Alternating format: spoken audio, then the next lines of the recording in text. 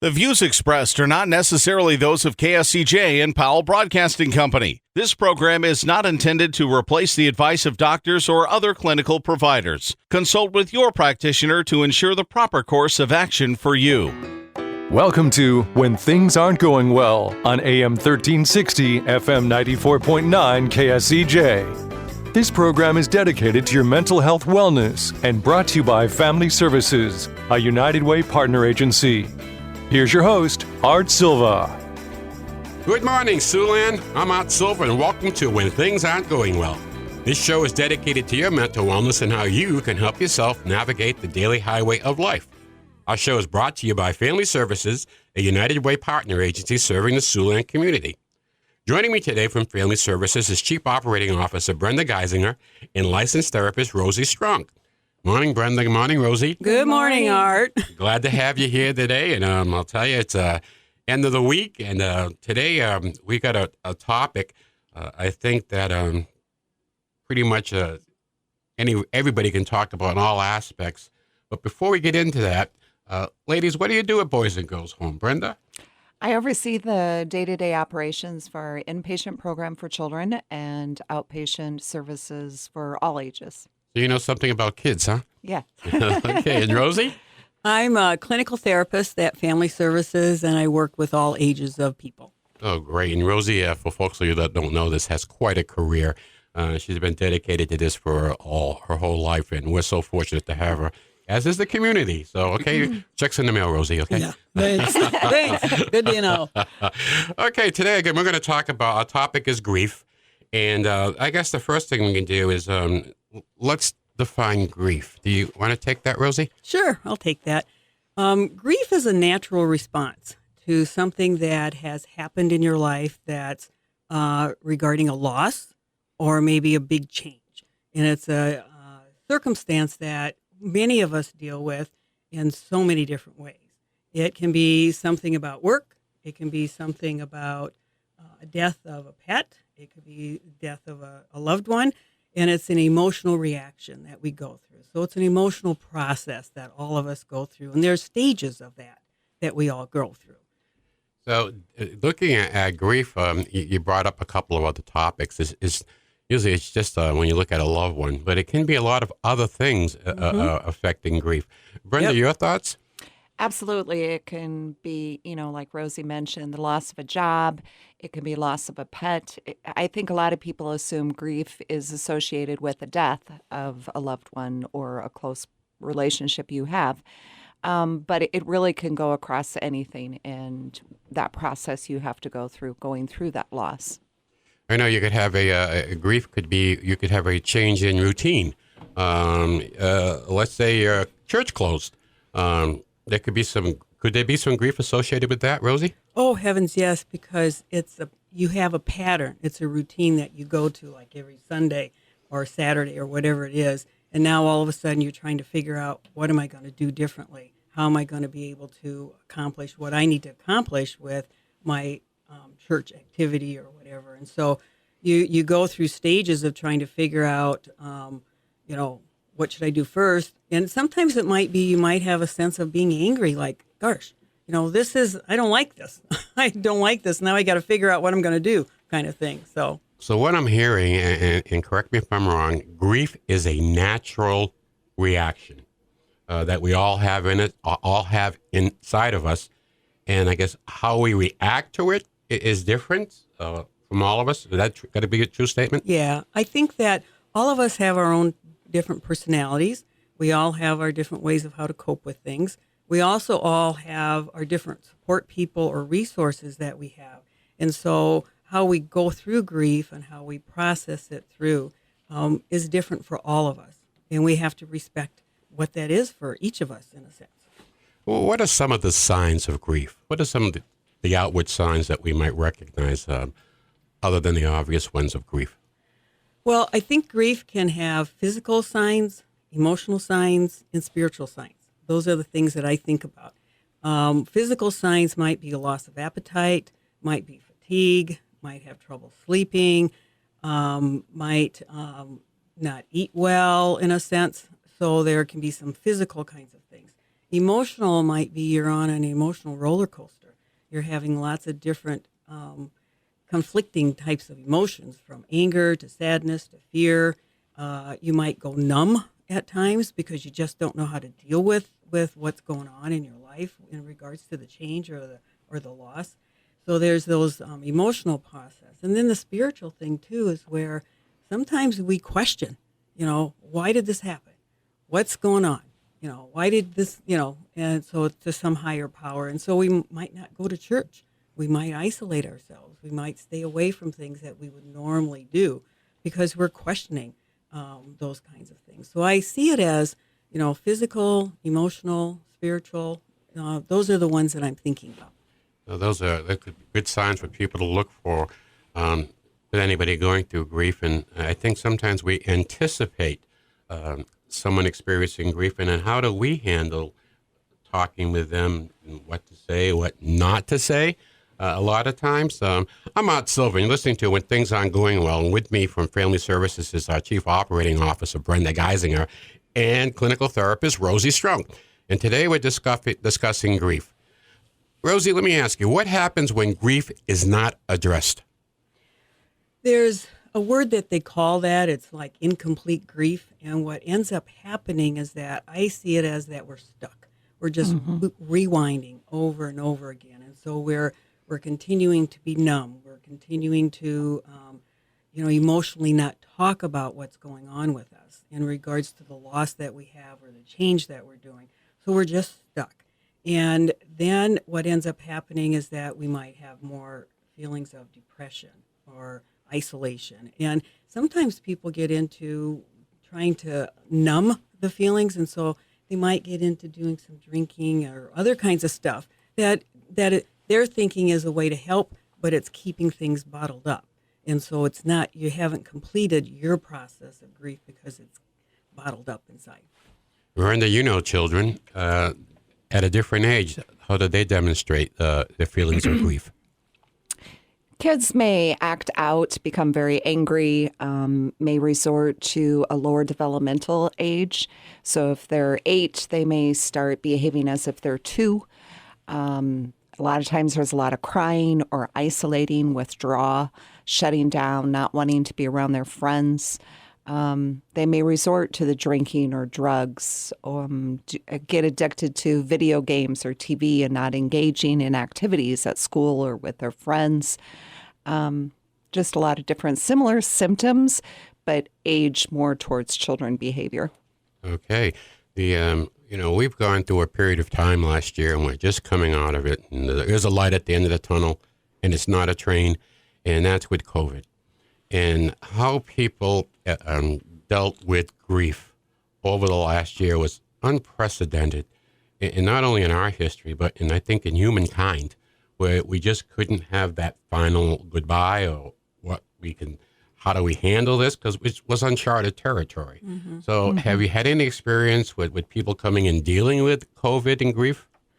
I have had some clients who have had people who have passed away and weren't able to do their final kind of processing that they normally do. And so there's ways that I've suggested and we've talked about where they might write a letter to the person and go to the grave site and do their whatever they would want to have said that they weren't able to say that. I've also had people gather and have memory parties and have, talk about happy times and what they remember and, enjoy those types of things that you weren't able to do because you weren't able to gather as a family either or to do the whatever services you normally do. And so it's like, how can we do that in a way that's going to help us continue our process of going through whatever emotional things that we're experiencing? So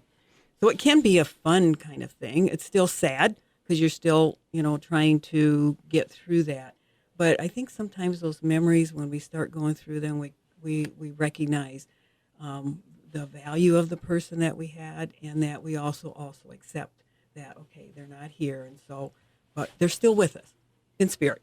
It's really nice, and I really like your suggestion there of the memories and think of the happy times. And a letter, all the things that help make you feel a little better, that you did the best you could do in saying your goodbye or how you felt about somebody and their life and what that life meant to you.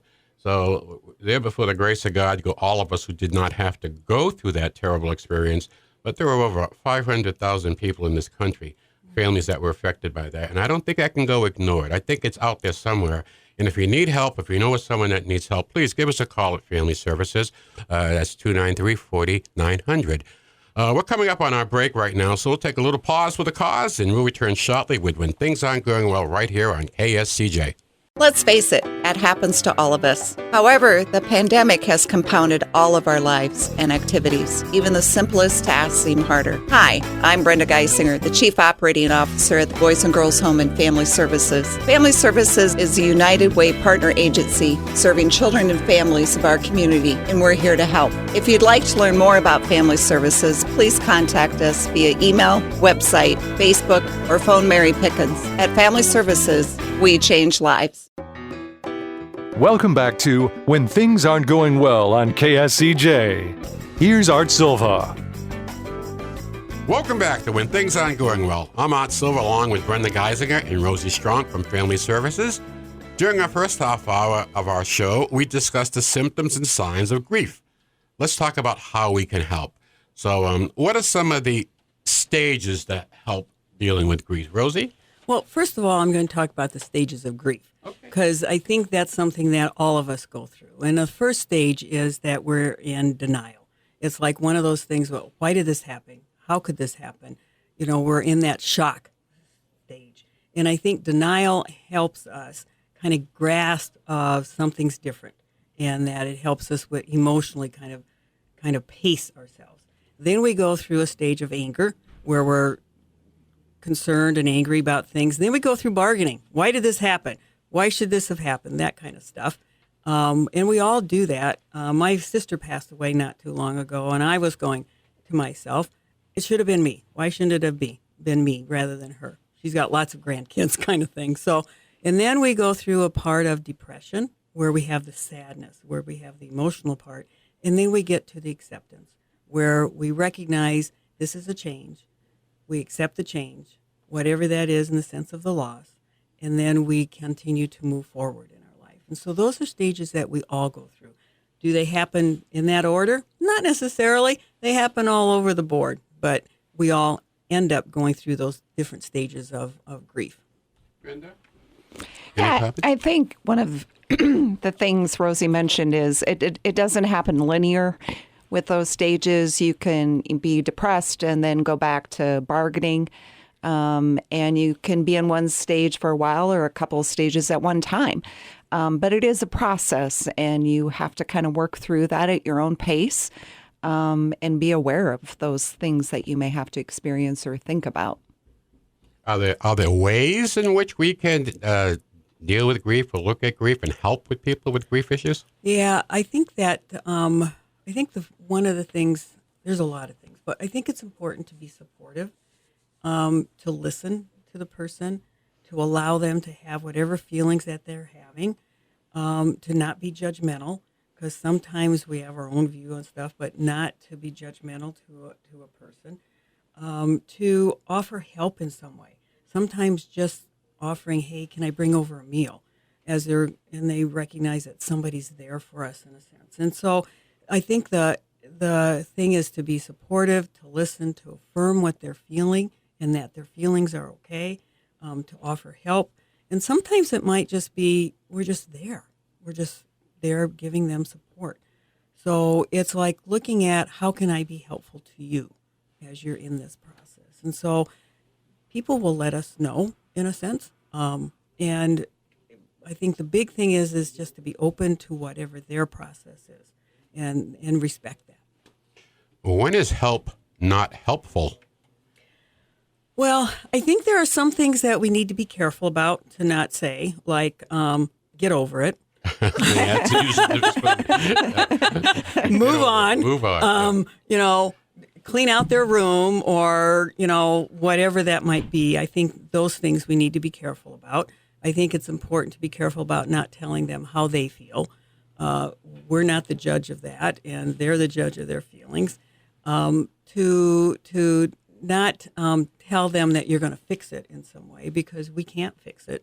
Everybody needs to go through their own process of fixing or processing, whatever that is, in a sense. So those are some things that might be useful in a sense of, I think sometimes we try to move people quicker when they're not ready to do that. Yeah. Brenda, the same with children? Very much. I think there's always this saying, time heals all wounds. And sometimes time seems to be stuck or, not moving at all. And it's not our place to push that timeline along. And really, the time is about learning the memories and cherishing those memories. And you'll heal when you're ready to heal, and being patient with that. I always felt like ways you can help yourself dealing with it, the memories, the spirit of the person's always with you. Whenever you get together with families and stuff, you never forget those good times. But let me ask you this. Can grieving people self-help? Definitely. We can definitely help ourselves. And part of that might be educating ourselves, getting some reading material that helps us kind of work through some of the things that are our own kind of processing. There's a book for that. It's a children's book, and I use this also for adults. It's called The Invisible Invisible String. And it's a great children's book that lets you know that you still have that lifeline, in a sense, Connection. the memory, the connections.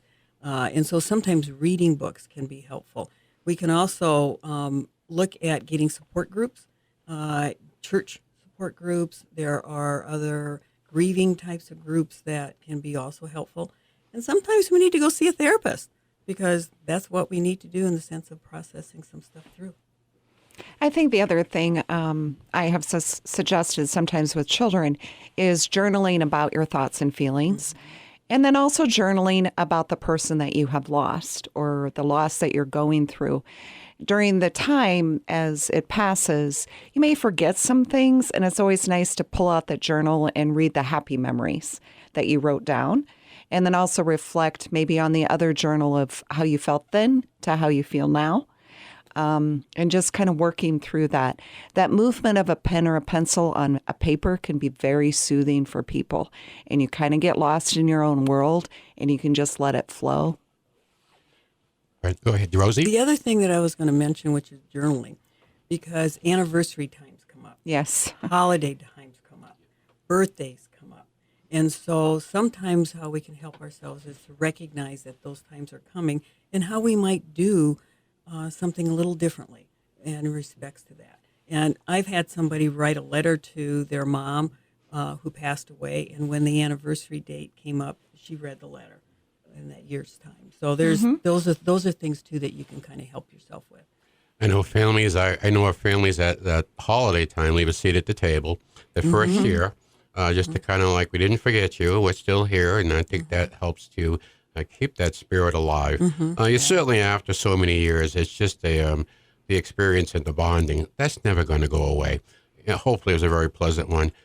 When I see people going through grief and anguish, I see a lot of really magnified with loss of a grandparent with a child, and the loss of a pet. And I'm not trying to categorize these or make one more important than the other, but those are the ones that stand out to me. And you really kind of get the feeling, usually with children losing a grandparent, you really get that and their emotion. And losing a pet, any thoughts on that? Well, I'm going to say pets are really important for people, and they're like their children in a sense. And that can be a process also of going through the whole grieving stages. And I think that people need their own time to do that. Like I've had people who have come in and said, I don't want to put my pet's toys away because it's my memories there. And I said, well, don't do that. Well, people are telling me to do that. And I said, you do what you feel comfortable with. So those kinds of things are really important. I'm going to just say a little bit real quick. Not too long ago, or quite some time ago, I worked with a coworker, and we did a program together. She retired. I had grief for a year with her because I was angry that she retired and she left, in a sense. I was sad. I had to change things up for myself. And it took me a good year to get through that. And I got to the point where, okay, she's gone. I can get through this kind of thing. So when you talk about pets, jobs, things like that, it does. Sometimes there's things that affect us in different ways. And we have to go through our process. Well, we're coming up on the end of our show for this week, and we want to leave you with a little humor for your mental wellness. We've talked about a pretty serious topic today, and again, it's not the end; it's the beginning of something new. So let's leave you a little humor for your mental wellness, and a little advice: never criticize someone until you have walked a mile in their shoes. That way, when you criticize them, you'll be a mile away and you'll have their shoes. Thank you, Brenda, Rosie, for sharing your expertise and your thoughts and your personal experience with us today. Also want to thank our listening audience for joining us this morning. I give a shout out to Travis Morgan, Luke Strand, and the Sioux City Musketeers. Good luck tonight in Omaha. We'll be back next Saturday morning at 7 a.m. right here on KSCJ 1360 AM 94.9 FM. Have a great week. May the sun shine on you. Happy trails to you until we meet again. Happy trails to you. Keep smiling until then. Happy trails.